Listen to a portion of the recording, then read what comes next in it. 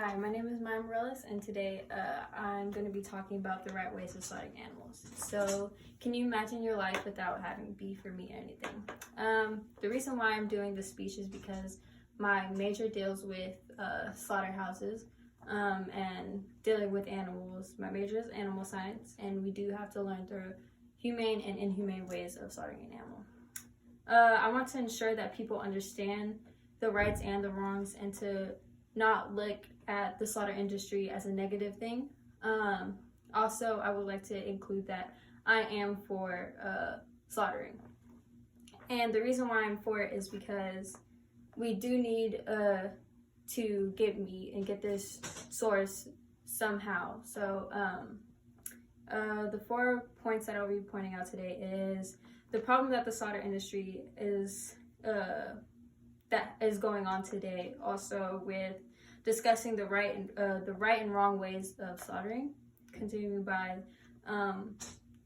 why I think that more people need to know the rights and the wrongs of the slaughter industry. And I also want to accomplish providing the knowledge to people in my audience about slaughtering.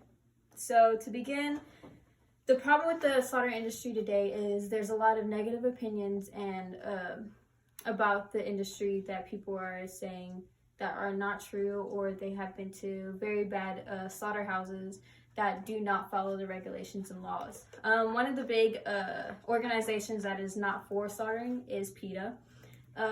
In an article written by PETA called Cow Transport and Slaughter, they discussed that the cows are not being well taken care of. They were weak, they were really skinny, and couldn't do a lot while they were getting transferred. In another article written by Mac McLennan, he talks about the process in a negative way, saying that the animals are in pain, which is not true, because in my next part I will talk about the policies. So within the policies of slaughterhouses, they do have many strict laws and many strict regulations that they have to follow. This meaning what they're fed, how much they drink, the exercise, and also the process of the slaughtering. So while they're getting slaughtered, they do have to get stunned by an electric bolt in their head. This provides them to be brain dead, so they do not go to the next part with the slitting up the throat while they bleed out in pain. So this causes them to not feel any pain or anything like that. So one of the articles that I found was called The Slaughter of Animals, and this gives all the policies and all the laws that are needed for the industry and what is right and what is wrong. In the next article written by Jeff Welty, he discusses the animals and how they need to be fed, how they need to be treated, and what is right, again, within the slaughter industry. The step I'm trying to accomplish is to provide the correct knowledge to people so they understand that this process is not at all negative, because we do need to get this resource again. We do need this resource, so by having slaughterhouses, we do get that resource. And it depends on where the slaughterhouse is. Like in many other countries, they do not care about the animals, and they will beat the animals, make sure that the animals do not have any food or anything like that. So a specific step to accomplish is by telling people that they need to do more research. If they want to watch videos of the right way and the wrong way of slaughtering animals, so they know what is good and what is bad. Like I said, the right way is the electric bolt to the brain to make sure that they don't feel any pain at all.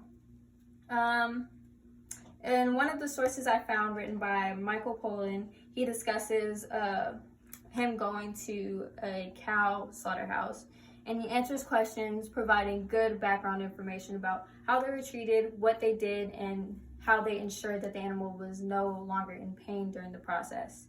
In another source called Humane Slaughter, it discusses how humane slaughter is and what is right and what is wrong with humane slaughter. So for the next part, I will be showing a graphic video because this is what made me feel wrongly about the slaughter industry. And it's because they were treating these animals very, very wrong. They were boiling these pigs while they were alive, and it was really, really wrong. So I will play the video really quickly, and like I said, this is going to be a very graphic video, so if you do not want to watch it, I would say skip just a little bit. I'm just going to show a little clip. So this is some of the inhumane ways that they do in different countries. So they're boiling pigs alive, which is, again, not the humane way, because they're still alive and they feel every single thing.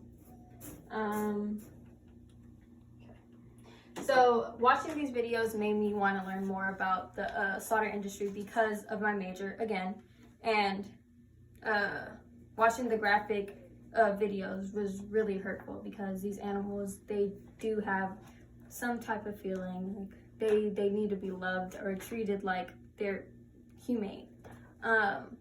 So this again helped me gain the right knowledge that I needed for me to learn about the slaughter industry.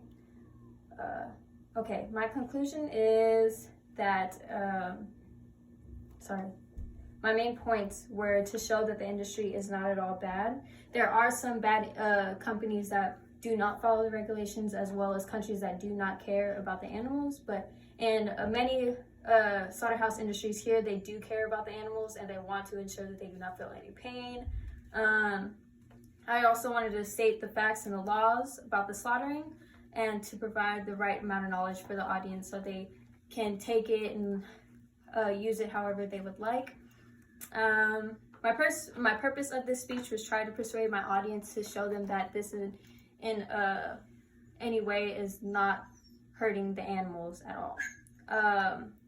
Also, this is not an evil and dangerous thing. We do need this product in order to survive for many of us. And I want to tell my audience by learning more about this situation will also help the slaughter industry and also make sure that people are understanding the humane and inhumane ways. So thank you.